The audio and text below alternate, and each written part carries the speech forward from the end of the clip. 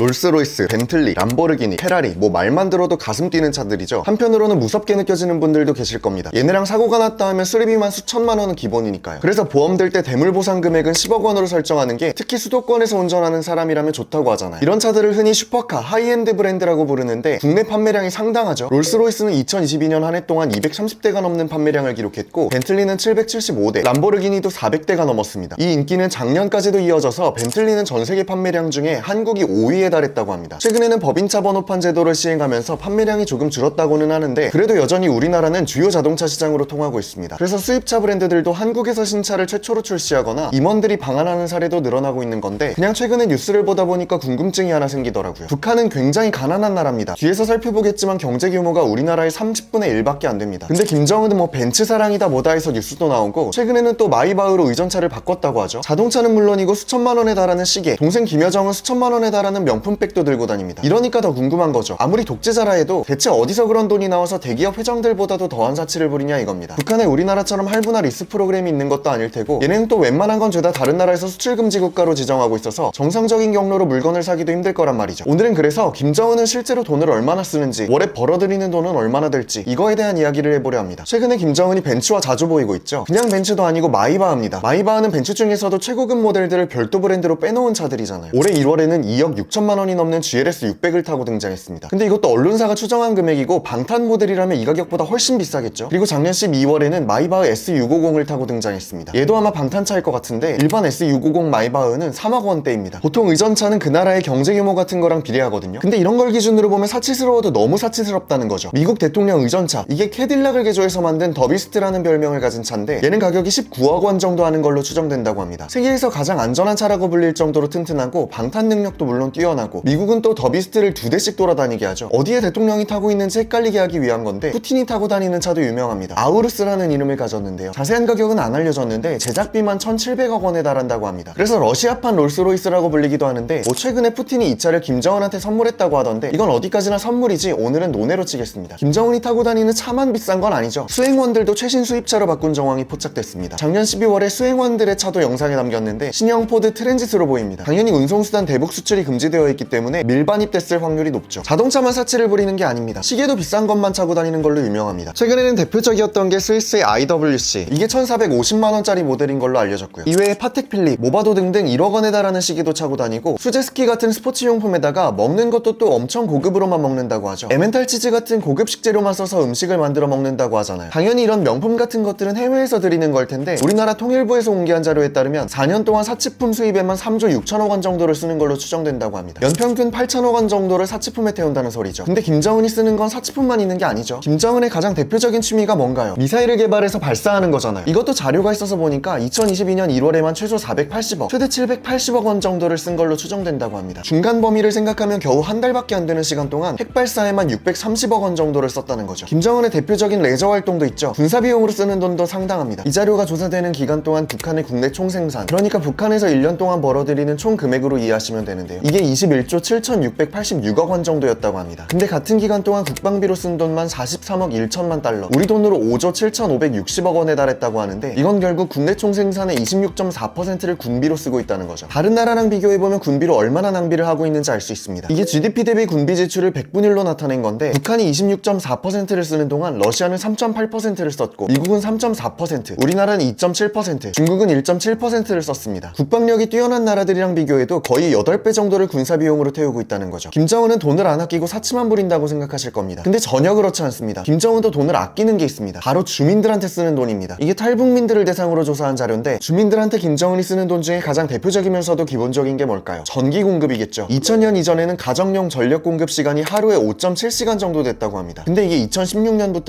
2020년까지는 평균 4.3시간으로 줄었다고 합니다. 아니 하루가 24시간인데 4.3시간만 전기가 공급된다는 게 말이 되냐 이거죠. 전기라는 게 어두울 때 불 켤 때만 쓰는 게 아니잖아요. 물론 우리나라처럼 냉장고, 컴퓨터, 세탁기 이런 게 대중적으로 보급되지는 않았어도 굉장히 불편한 건 사실이죠. 일단 김정은이 1년에 쓰는 돈은 이 정도 됩니다. 그러면 대체 벌어들이는 돈은 얼마길래 그렇게 사치를 부리는 걸까요? 김정은이 벌어들이는 돈 중에 가장 대표적인 건 북한 주민들의 세금일 겁니다. 이걸 가장 객관적으로 볼 수 있는 건 경제활동 인구가 1년 동안 버는 금액이겠죠. 이게 앞에서 잠깐 나왔던 흔히 말하는 국내 총생산이라는 건데요. 2022년 기준으로 31조 3,618억 원 정도 됐습니다. 북한 주민들 월급을 보면 우리 돈으로 환산하면 의사는 900원, 검사는 450원, 교사는 500원, 대학교원은 1600원 정도 한다고 합니다. 이것도 뭐 고위직 전문직 월급이고 그냥 일반 주민들은 이거보다 당연히 훨씬 적겠죠. 근데 이 중에서 얼마를 세금으로 내느냐가 중요할 거잖아요. 일단 자료에 따르면 거의 40% 내외를 세금으로 낸다고 합니다. 한때는 80에서 90%를 떼간다는 소리도 있었는데 일단 자료에 의하면 40% 내외, 이것도 당연히 적은 게 아닙니다. 웬만한 복지 선진국하고 맞먹는 수준이니까요. 이것만 해도 얼마냐면 거의 12조 5천억 원에 달합니다. 그럼 연애 김정은이 벌어들이는 돈이 대충 계산해도 이 정도 된다는 소리고, 월로 따지면 대략 1조 원 정도 된다는 거죠. 이것도 적게 잡힌 거라고 봅니다. 왜냐면 국내 총생산을 기준으로 잡은 돈이잖아요. 북한도 어쨌든 수출로 벌어들이는 돈도 있기 때문에 이것까지 생각하면 더 많을 겁니다. 근데 일단 국내 총생산을 기준으로 해도 공개된 자료들하고 어느 정도 금액이 일치합니다. 1년에 12조 5천억 원 정도를 벌고 이 중에 8천억 원 정도는 사치품 수입에 쓴다고 합니다. 이 중에 뭐 밀수하고 뭐하고 하는 것까지 하면 1조 원은 가볍게 넘어갈 걸로 보입니다. 그리고 군비로는 6조 원 정도를 쓴다면서요. 여기서 생활비랑 나라 운영에 드는 돈까지 이것저것 다 하면 4조에서 6조 원 정도는 왔다 갔다 할 겁니다. 실제로 김정은 자산이 이 정도 될 거라는 뉴스도 있었죠. 30억에서 50억 달러 정도 될 거다. 이게 요즘 환율로 치면 4조 80억에서 6조 6,800억 정도 되는 겁니다. 물론 김정은 명의로 되어 있지는 않고 외국 금융기관에다가 가명 계좌를 써서 은닉해둔 재산들이죠. 우리나라에서 조사한 자료를 외신들이 인용해서 보도하기도 했는데요. 김정은의 자금은 전 세계 여기저기에 묶여 있습니다. 스위스, 홍콩, 중국 등등 각국의 금융기관에 은닉되어 있다고 하고, 이 자금을 이제 김정은 혼자 쓰는 게 아니라 김정은 집안이 사적으로 쓰기도 하고 통치자금으로 또 쓴다는 거죠. 간부들이 성과를 내면 고급 시계나 전자제품을 선물해준다고도 하고요. 소위 말하는 로열 패밀리가 소비하는 사치품에도 이 통치자금이 포함될 뿐만 아니라 핵이나 미사일 발사와 개발에도 사용되고 있는 겁니다. 참고로 북한의 1인당 국민 총소득은 143만 원입니다. 우리나라랑 비교하면 30분의 1에 해당하는 숫자입니다. 그 정도로 나라 살림이 힘든데도 저러는 걸 보면 한 나라의 지도자가 얼마나 중요한지 알 수 있는 사례인 것 같습니다. 유익하셨다면 구독과 좋아요 한 번씩 부탁드리고요. 지금까지 이코랜드였습니다.